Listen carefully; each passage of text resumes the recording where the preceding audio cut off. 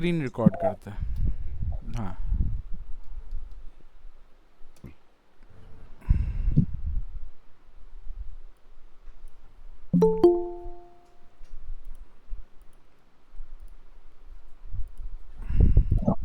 ठीक है। तो numpy के ऑपरेशंस हमने कई सारे किए, जिसमें कि हम लोगों ने numpy में एरे क्या होता है ना, एरे की क्या प्रॉपर्टीज़ हैं, राइट, एंड एरे के डिफरेंट डिफरेंट डायमेंशंस कैसे होते हैं, एरे को इमेज की तरह कैसे हम लोग रिप्रेजेंट करते हैं, या इमेज को एरे की तरह कैसे रिप्रेजेंट करते हैं, राइट। कुछ इनिशियलाइजेशन फंक्शन जिससे हम एरे बना सकते हैं, इनिशियल एरेज क्रिएट कर सकते हैं, राइट। कुछ एग्रीगेट ऑपरेशंस, जो एग्रीगेट ऑपरेशन जैसे हमें सम, एवरेज, ये सब अगर निकालना हो तो उसके लिए कौन कौन से फंक्शंस हैं, right. Arithmetic operation, comparison, logical operations, ये कैसे अप्लाई होते हैं, ठीक है। एरे का रीशेप कैसे करते हैं, एरे की मर्जिंग कैसे करते हैं, यहाँ तक हो गया था। अब एरे में अपेंड करना, इंसर्ट करना और स्प्लिट करना, ठीक है। एरे को अपेंड करना, इंसर्ट करना, स्प्लिट करना, ये कैसे करते हैं। अपेंड करने का मतलब होता है कि add a new data into it. Let's say you have an array and I want to add a row into it, I want to add a column into it, I want to add a value into it, है ना। तो उसके लिए आप append का operation perform कराते हैं, ठीक है। चलिए पहले तो रन ऑल कर लेते हैं, सभी सेल पहले रन हो जाएंगे, देन विल कंटिन्यू। अच्छा, ये एरर दे रहा है क्योंकि डाइस हट गया होगा यहाँ से।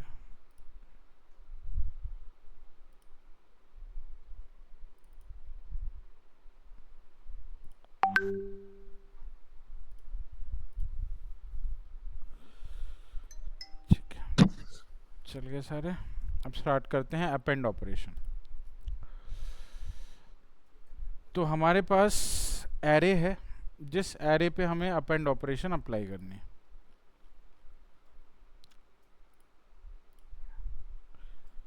ARR एरे है, रन करके चेक करते हैं, this is an array, right. अब इस एरे में मुझे एक ऑपरेशन ऐड करनी है अपेंड की, तो इस पे मैं अपेंड यूज कर सकता हूँ। np डॉट अपेंड, ऐसे लिखना है, np डॉट अपेंड। अपेंड का काम पहले से ही क्लियर, हमें लिस्ट में भी हमने यूज़ किया है, जब हमें न्यू डेटा ऐड करना हो तो हम अपेंड यूज़ करते हैं, राइट। तो मैं यहाँ अपेंड कर सकता हूँ, और अपेंड में अगर मैं कोई नई वैल्यू यहाँ पे पास करूँ, पहले तो एरे का नाम मेंशन करोगे, फिर आप वैल्यू पास करोगे।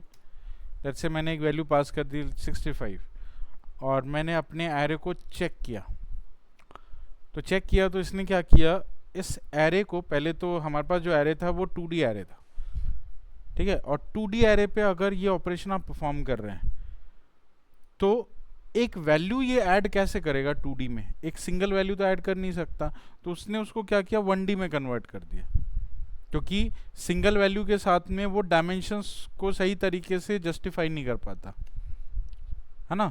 आपके पास जो एरे था इससे पहले, वो एरे 6x4 का था, आई थिंक 6x4 ही था ना। अब 6x4 में 24 एलिमेंट हो गए, राइट। अब 24 एलिमेंट के बाद आपने अपेंड किया 25th एलिमेंट, तो 25th एलिमेंट को वो कैसे रखता, तो उसको 2D को तो वो जस्टिफाई नहीं कर पा रहा, तो उसने क्या किया, उसको 1D में कन्वर्ट कर दिया, ठीक है। चलिए, लेकिन अगर आपने ये बोला कि मेरे को जो है ये अपेंड करना है,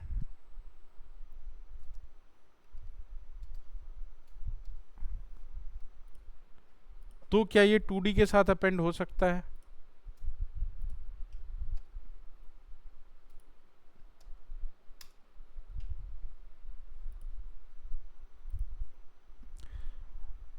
ये 2D के साथ अपेंड हो सकता है, बिकॉज इसको ये जस्टिफाई कर सकता है, ये 4 वैल्यू तो ऐड कर सकता है ना एक रो के अंदर, क्योंकि वी हैव 4 वैल्यूज, 4 रो तो कर सकता है, लेकिन इसको बताना पड़ेगा एक्सेस, किस एक्सेस पे ऐड करें।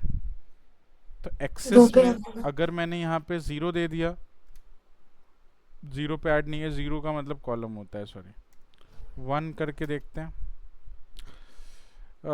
हाँ, इसमें एक चीज़ और है कि आपको 2 डायमेंशन में इसको देना पड़ेगा, 1 पे नहीं चलेगा। और ये 0 ही दे दो, 0 ही ठीक है। तो हमने इसको 2 डायमेंशन में दिया और इसको एक्सेस कर दिया 0। तो इसने क्या किया, ये 4 एलिमेंट ये ऐड कर दिया एक एज अ रो की तरह। कॉलम ऐड करना है तो आप एक्सेस 1 दे सकते हैं, ठीक है। तो इस तरह से आप अपेंड का ऑपरेशन परफॉर्म कर सकते हो। और अगर कॉलम मुझे ऐड करना है तो np डॉट अपेंड करूँगा मैं, एरे का नाम दूंगा एंड देन पास। अच्छा, अब यहाँ कॉलम ऐड करना थोड़ा सा प्रॉब्लमेटिक है, क्योंकि इसमें जो डेटा पास करोगे वो ऐसे करना होगा आपको, 1 2 3 4 5 6 ऐसे पास करना होगा। 6 2 1 7 4 कुछ भी दे दिया मैंने रैंडम वैल्यूज, 6 2 1 7 4 3 है ना। और इसको एक्सेस दिया मैंने 1। अब इसको ऐसा इसलिए दिया है बिकॉज हमें एक कॉलम यहाँ पे ऐड करना है। तो कॉलम जो होता है वो मल्टीपल रोज में होता है। कॉलम का मतलब मल्टीपल रोज। तो हर रो का आप इस तरह से उसको बताएंगे कि इस रो में 6 डालना है, पहले रो में, दूसरे में 2, तीसरे रो में 1, चौथे रो में 7, पांचवें रो में 4 और छठे रो में 3। तो वो रो एक आपको एक कॉलम क्रिएट करके देगा इस तरह से, and you get it like that, 6 2 1 7 4 3। आप सीधा सीधा ऐसे दोगे तो वो एरर दे देगा, है ना। सीधा दोगे मतलब वो एक रो इंसर्ट कर रहे हो, आप रो डाल रहे हो, है ना। और अगर मल्टीपल रोज बता रहे हो उसको, तो आपको इस तरह से ही बताना होगा।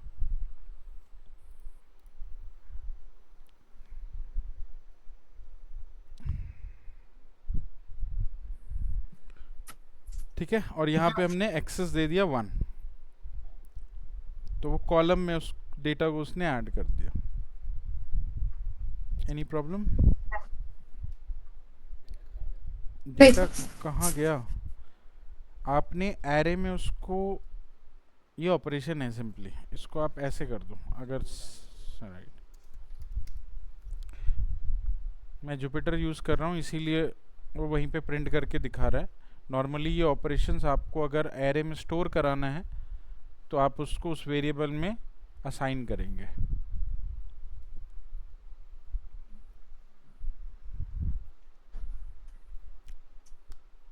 ठीक है, अपेंड का मतलब समझ आया। सेम विद द इंसर्ट, ऐसे ही आप इंसर्ट यूज़ करेंगे, लेकिन इंसर्ट में एक चीज़ और देनी होती है आपको, कि आपको किस रो इंडेक्स पे या किस कॉलम इंडेक्स पे इसको रखना है। बिकॉज अपेंड के पास जो है बाय डिफ़ॉल्ट प्रोसेस होता है कि उसको लास्ट में ही ऐड करना होता है। तो इसीलिए आपका ये रो लास्ट में ऐड हुआ था, ये कॉलम लास्ट में ऐड हुआ है। If you want this data to be inserted in between, in different column index, in different row index, then you can use insert. इसमें आप एरे पास करोगे, आपको ऑब्जेक्ट देना। ऑब्जेक्ट का मतलब यहाँ लेट्स से रो इंडेक्स है, तो मुझे रो इंडेक्स पे 1 पे डालना है इसको। डेटा सेम रखते हैं, एक्सेस रखते हैं कुछ इस तरीके से, ठीक है। अब आप देखोगे कि ये जो डेटा है ये इंसर्ट तो हुआ है लेकिन 1 इंडेक्स पे। 1 इंडेक्स का है 3628, ठीक है। हाँ, और सेम यहाँ पे भी ये डेटा अगर आपको इंसर्ट करना है बीच किसी कॉलम रो इंडेक्स, कॉलम के इंडेक्स पे, तो आप कॉलम का इंडेक्स इंसर्ट में पास कर सकते हैं, एक्सेस 1 डालेंगे।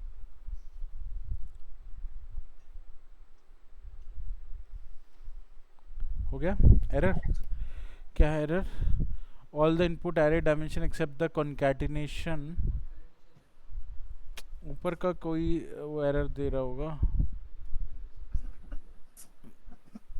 एक सेकेंड देखो, कॉन्कैटिनेशन नहीं होगा ना तो वो यूज़ कर रहा होता है, क्योंकि ये प्रोसेस तो कॉन्कैटिनेशन का ही है ना, तो वो उसके इंटरनल प्रोसेस में यूज़ कर रहा है कहीं। तो अपेंड में दिया 3 एक्सिस 1 क्यों दिया? 0 पे ही चलेगा ना, 1 पे तो चलेगा ही नहीं एनी हाउ।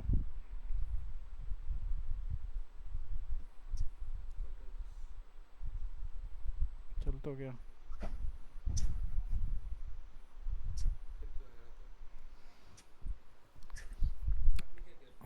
कुछ नहीं, एक्सेस की वैल्यू 0 कर दी। एक्सेस 1 करोगे तो डेटा ऐसा देना होगा, ये तरीका है ना, क्योंकि हर रो की वैल्यू देनी पड़ती है आपको। मे बी सेव नहीं हुआ होगा या कुछ ऐसा।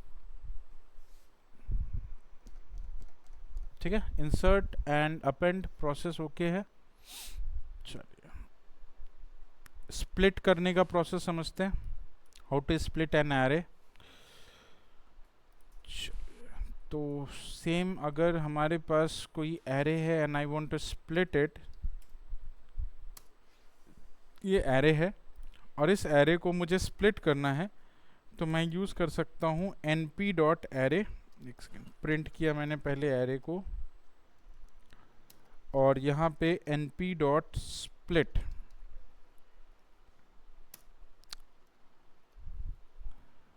एरे का नाम,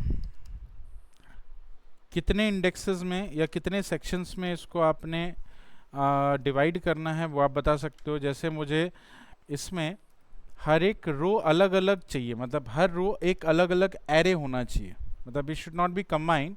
जैसे फर्स्ट रो है, it will be a array, the second row must be second array, this must be third array, this must be fourth array and so on. आपको इसी एरे में से 6 एरे बनाने हैं, स्प्लिट करने हैं। तो आपने नंबर ऑफ एरेज बता दिए कि कितने पार्ट में इसको डिवाइड करना है, और एक्सिस क्या है आपका।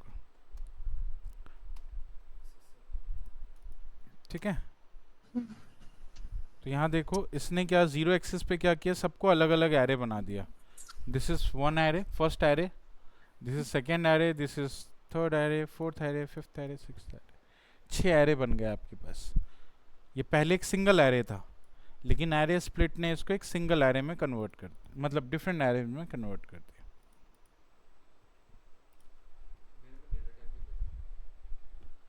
आप प्रिंट कर रहे होगे ना, इसलिए मैं प्रिंट नहीं कर रहा हूँ।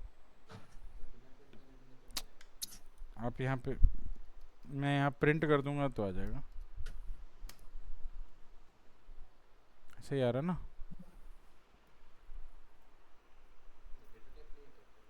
आप पे नहीं आ रहा, आप पे आ रहा है, VS कोड है ना। हाँ ठीक है। अच्छा, अगर आपको एक्सिस 1 पे अगर स्प्लिटिंग करनी है तो आप 4 टाइम कर सकते हैं, 6 टाइम नहीं कर पाएंगे, क्योंकि यहाँ पे 4 ही कॉलम है, तो 4 कॉलम को आप 4 टाइम स्प्लिट कर सकते हैं। तो यहाँ पे एरे 4 एक्सेस 1 रन करके देखेंगे तो ये 4 कॉलम को अलग अलग है। ये हो गया first column, this is second column, this is third column, this is fourth column. इस तरह से इसने स्प्लिट किया। ठीक है, तो एरेज को आप स्प्लिट करके अलग अलग एरेज बना सकते हैं।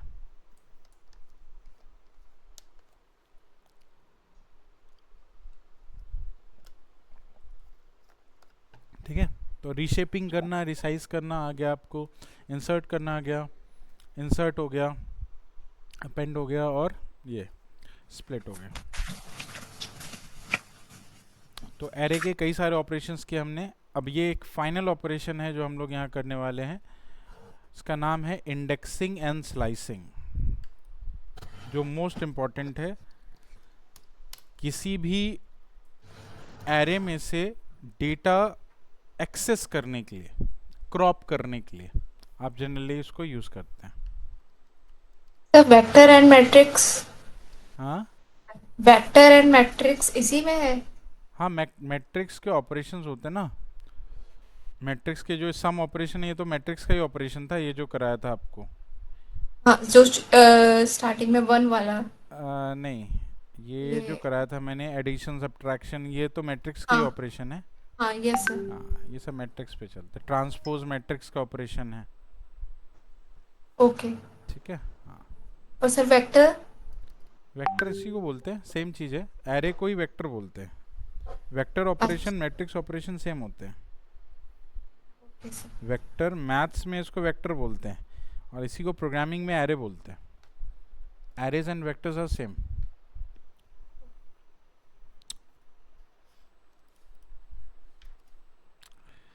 इंडेक्सिंग एंड स्लाइसिंग, किसी भी एरे के अंदर जो इंडेक्सिंग होता है, इंडेक्स करने का मतलब ये है कि आपका जो डेटा का पोजीशन है उस पोजीशन को हम इंडेक्स बोलते हैं, राइट। तो आप इंडेक्स की हेल्प से डेटा एक्सेस कर सकते हैं। स्लाइसिंग करने का मतलब आप मल्टीपल इंडेक्सेस से डेटा को एक्सेस करना है, इट्स कॉल्ड स्लाइसिंग। ठीक है।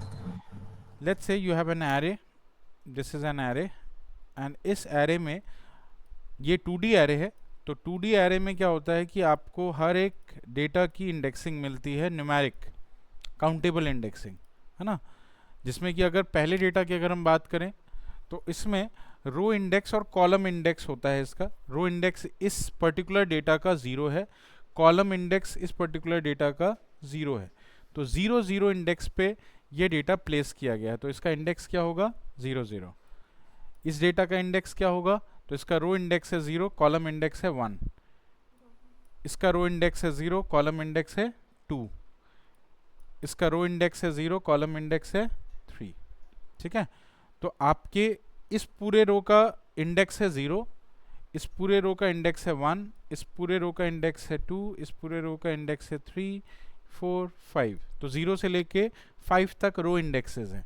कॉलम इंडेक्सेस कितने हैं, तो ये है फर्स्ट कॉलम, तो इसका इंडेक्स होगा 0। इस दिस इज सेकेंड कॉलम, तो इसका इंडेक्स होगा 1। Third column index, fourth column index. ठीक है।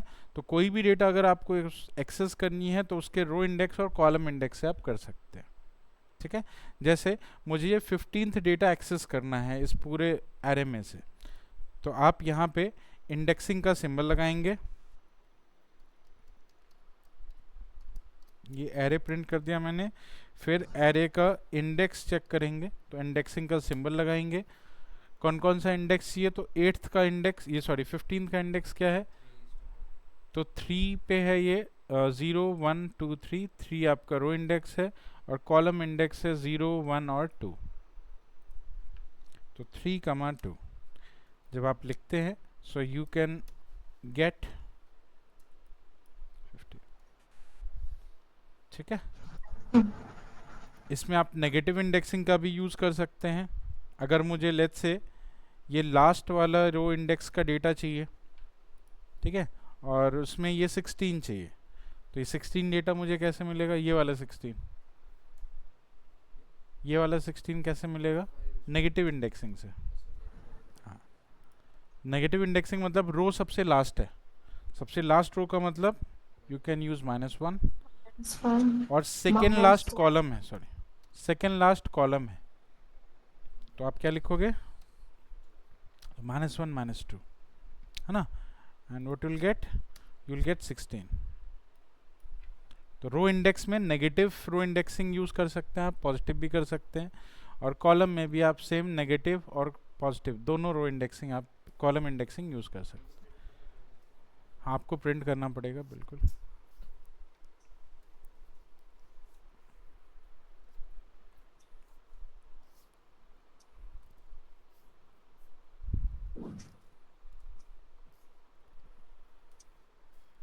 ठीक है, ओके है।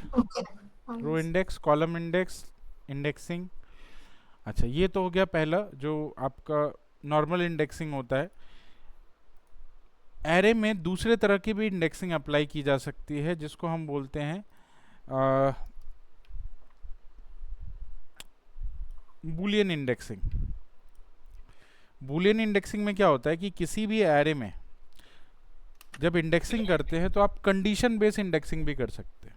जैसे यहाँ पे इंडेक्स का काउंटिंग आपने अप्लाई किया था, वैसे ही अगर आप कोई कंडीशन अप्लाई कर देते हो, जैसे मैंने एरे पे कंडीशन अप्लाई कर दिया कि array index array greater than 5। Array greater than 5 क्या है, कंडीशन है। ठीक है। अब जहाँ जहाँ पे कंडीशन आपकी ट्रू होगी वो पूरा डेटा आपको इंडेक्स होके मिल जाएगा, ठीक है, and you get which is greater than 5, ठीक है, बट सेम डायमेंशन में नहीं मिलेगा, है ना, क्योंकि डायमेंशन उसको, हाँ, वो चेंज वो हो जाएगा पूरा, ठीक है। तो यहाँ पे जितने वैल्यूज आपको मिल रहे हैं उस एरे से वो सभी ग्रेटर देन 5 है, so this is called Boolean indexing.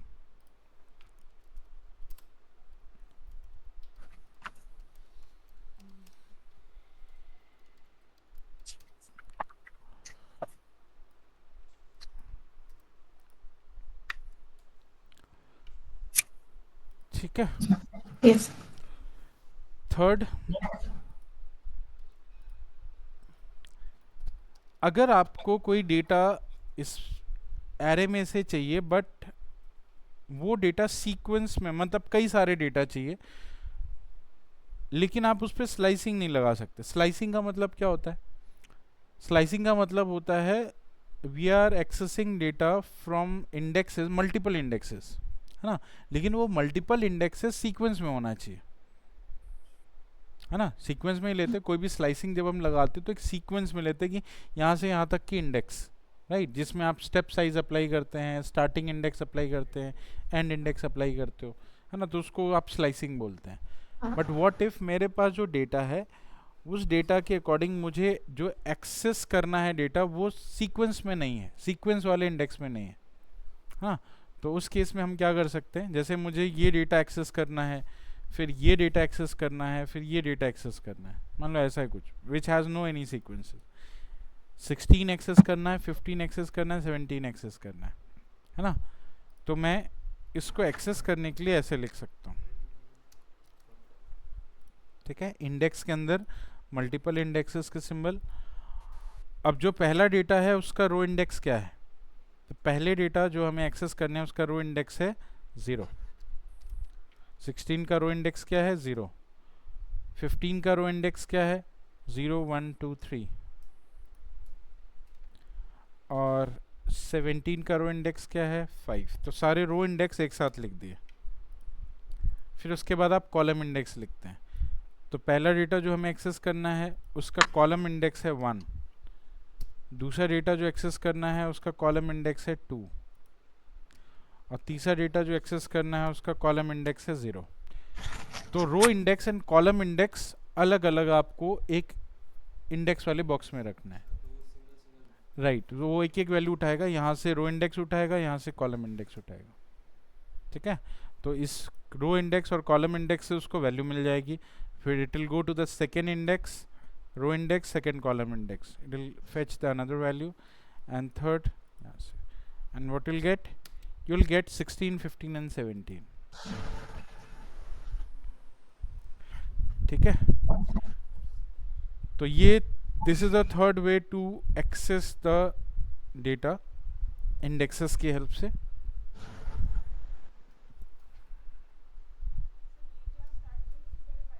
Okay. अगर सर आपको एरे पढ़ा रहे हैं तो आई थिंक आपका पाइथन हो गया होगा सारा।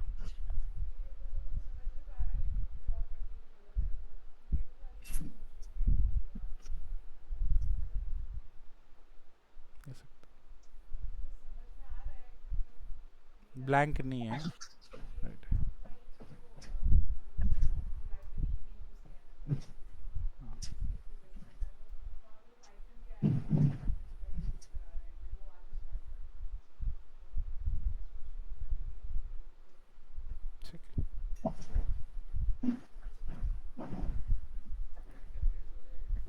आपका क्या प्रिंट हो रहा है? 16 22 25। इसका डिबग सेशन हटाओ, उसका नॉर्मल पाइथन फाइल रन करो, डिबग सेशन रन हो जाता ना, ये प्रॉब्लम है। हाँ, क्या आना चाहिए इसमें? आपका 0 1 पे क्या है?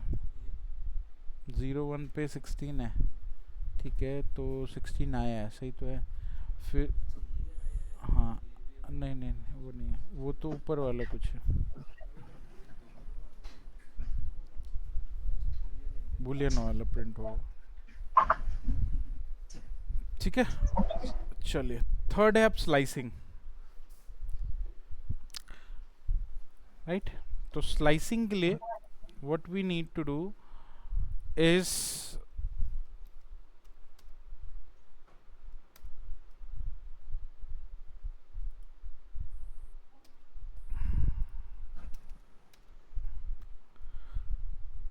चलिए ये डेटा है और इस डेटा पे मुझे स्लाइसिंग अप्लाई करनी है।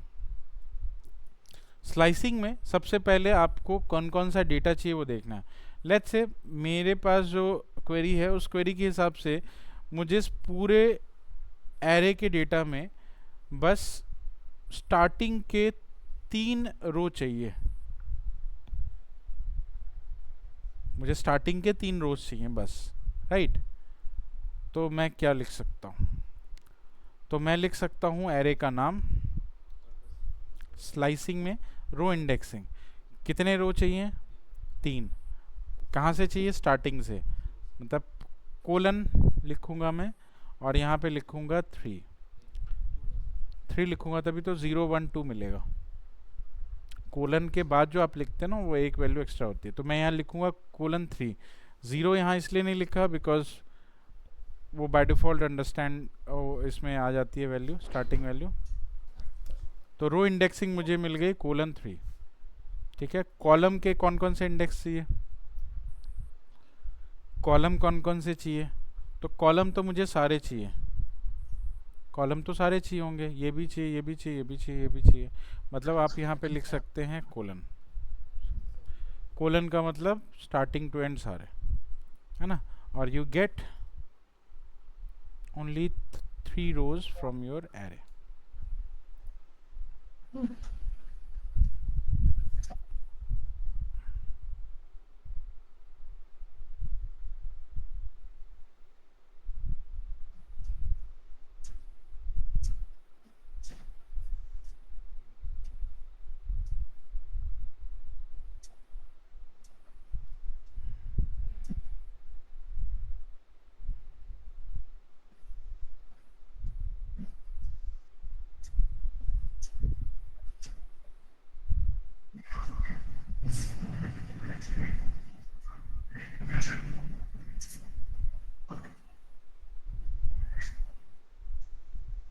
ठीक है। नेक्स्ट स्लाइसिंग जो है एरे, लास्ट के 3 रो चाहिए, तो क्या करना होगा? लास्ट के 3 रो चाहिए इस एरे में से, तो क्या करना होगा?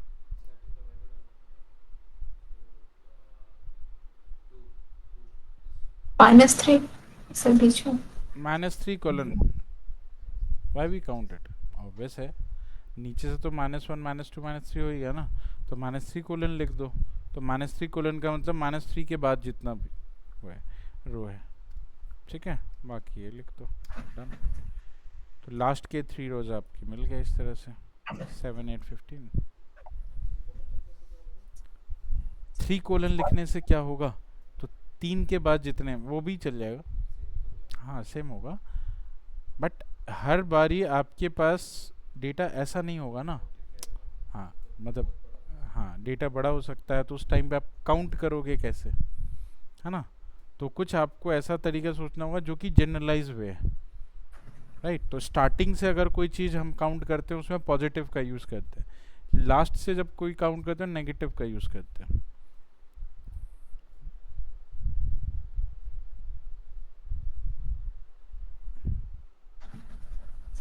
ठीक है। चलिए, मुझे स्टार्टिंग के 2 कॉलम चाहिए, क्या लिख सकते हैं? कॉलम, रो सारे चाहिए, कॉलम 2 होने चाहिए बस। What we can right?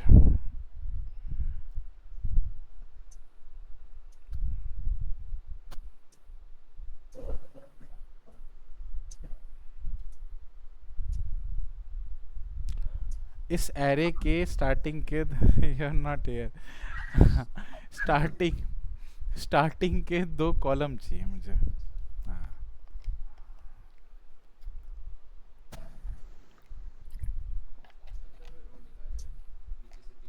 हाँ, हाँ, एरे क्या लिखूँ यहाँ पे? रो तो सारे चाहिए, कोलन। तो we can write colon simply. Column कितने चाहिए? स्टार्टिंग के दो, मतलब सिंपली ये लिख सकते हैं, स्टार्टिंग के दो कॉलम. ओके।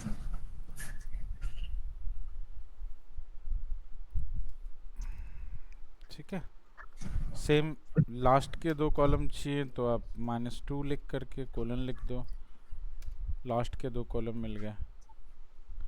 अच्छा, लेकिन मुझे लास्ट के जो दो कॉलम चाहिए वो रिवर्स में होने चाहिए. रिवर्स का मतलब ये वाला कॉलम इधर होना चाहिए, वाला कॉलम इधर होना चाहिए.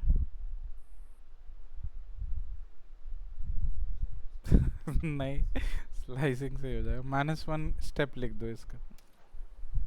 अच्छा, ये उल्टा हो गया क्या? -2 कोलन, मुझे क्या चाहिए था? एक सेकेंड. रिवर्स करना। रिवर्स करना था ना, तो मुझे ये वाला पहले चाहिए और ये वाला बाद में चाहिए. तो एक तो -1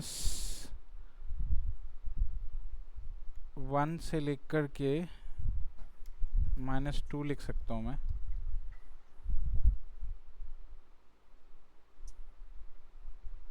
और -1 चलेगा नहीं, आई थिंक. नहीं चलेगा.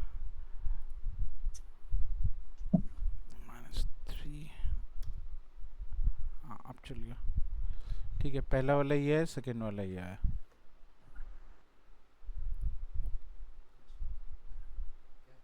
मैंने सिर्फ स्टेप साइज ऐड किया, मतलब मैंने क्या किया, हाँ नेगेटिव से काउंट किया मैंने. मतलब ये वाला पहले लिया, फिर ये वाला पहले लिया. पहले क्या ले रहे थे? -2 से बाद वाला.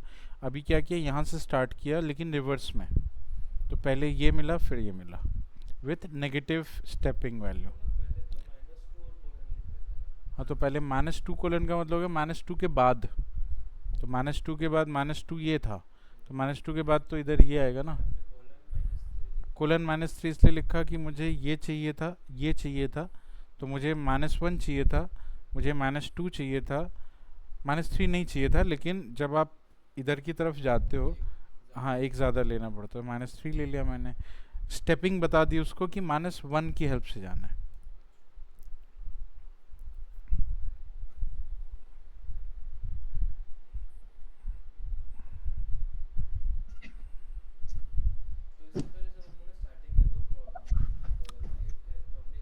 फॉरवर्ड.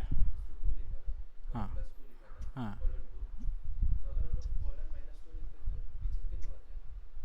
कोलन माइनस पीछे नहीं, नहीं आता. मतलब स्टार्टिंग से -2 तक का आता. स्टार्टिंग से -2 का मतलब ये आता, ये आ जाता, ये आ जाता, और -2 नहीं आता. ये स्टार्टिंग के दो आ जाते. कोलन -2 अगर आप लिखते थे, अगर आप कोलन -2 लिख के छोड़ देते तो वो आपको स्टार्टिंग के दो दे देता, ये वाला. नहीं, हमें लास्ट के उस टाइम पे, हाँ उस टाइम पे. लेकिन मैंने उस टाइम पे ये लिखा था :2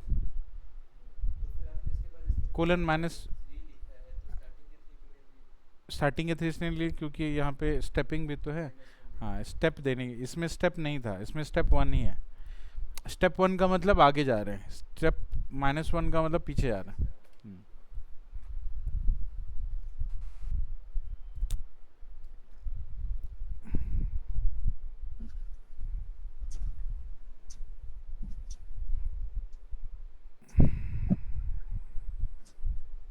अच्छा, पूरा एरे रिवर्स चाहिए तो क्या करें?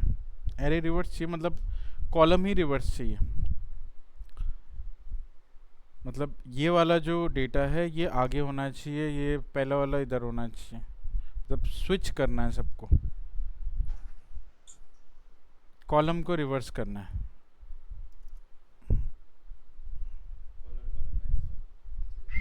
हाँ तो हाँ राइट.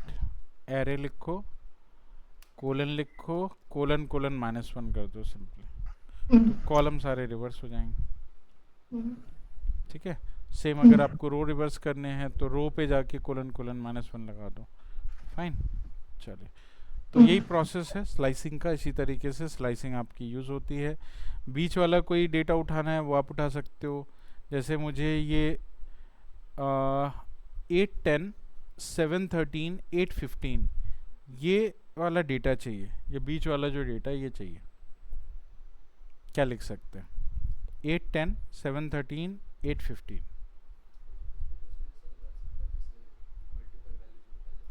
हाँ नहीं, तो ये सीक्वेंस में है ना अभी, तो आप स्लाइसिंग लगाओगे ना,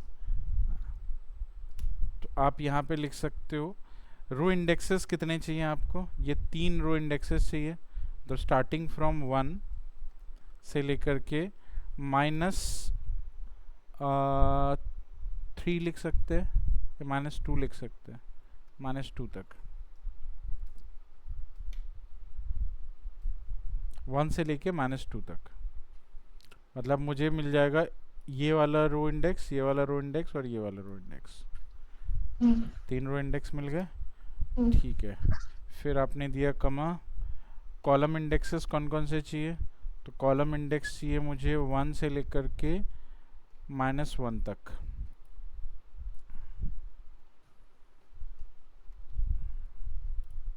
बस हो गया, आउटपुट चेक करो।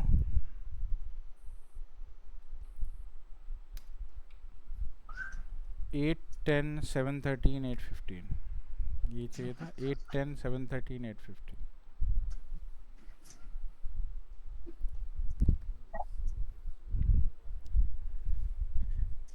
ठीक है, आई थिंक स्लाइसिंग वही सेम है, लिस्ट टपल वाला ही है सब पूरा केस।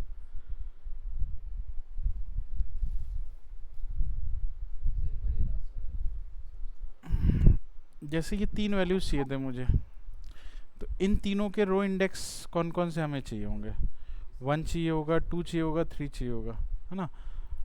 या फिर आप ऐसे कहें तो 1 चाहिए, अगर मैं नेगेटिव से अगर बात करूं तो ये -1 है, -2 है, -3 है ना। तो 1 चाहिए, 2 चाहिए, -3 चाहिए, 3 चाहिए, एक ही चीज़ है ना। तो मैंने क्या किया, इसको 1 से लेकर के -2 तक का लिख दिया। तो -2 का मतलब कि -2 से पहले तक का, तो 1 2 3 ये पूरा डेटा आपको ये रो इंडेक्स मिल गया आपके। ठीक है, फिर कॉलम इंडेक्स में आपको क्या क्या चाहिए था, ये 2 कॉलम चाहिए, तो 1 से लेकर के -1 तक, -1 मतलब लास्ट वाला है, लास्ट को छोड़ के, तो लास्ट को छोड़ के मतलब इससे पे। हाँ राइट, तो भी कर सकते, तो भी कर सकते।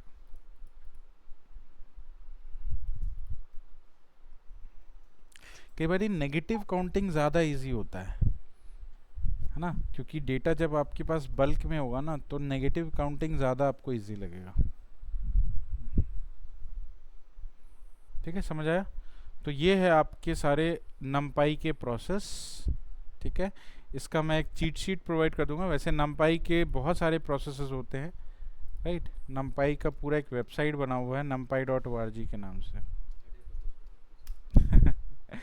इसके अंदर बहुत सारे फंक्शंस हैं, मतलब यू कैन नॉट कवर इतने सारे फंक्शंस। वो यूज़ पे है, जो जो यूज़ करना आपको उसके अकॉर्डिंग आप कर सकते हैं।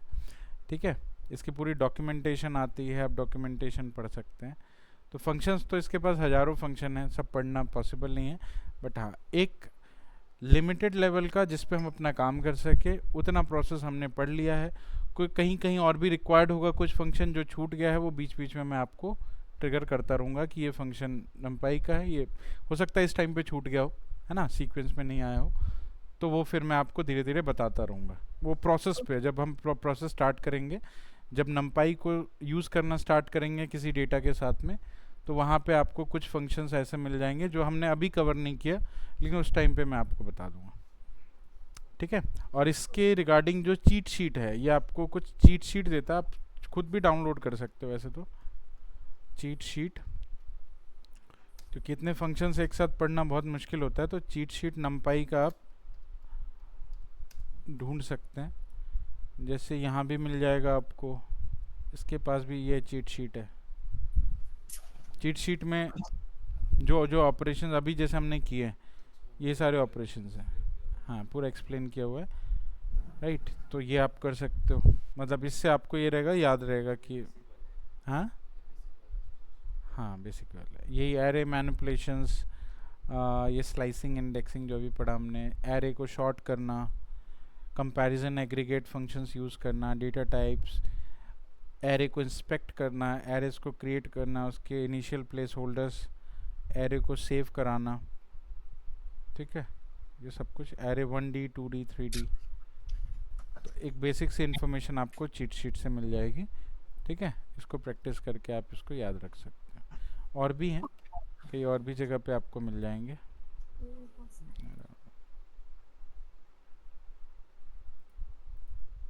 इसमें ज़्यादा हैं थोड़े, ठीक है।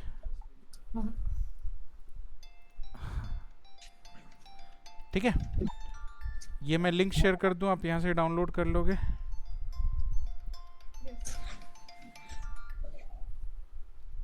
ये कर लो आप लोग डाउनलोड। हेलो।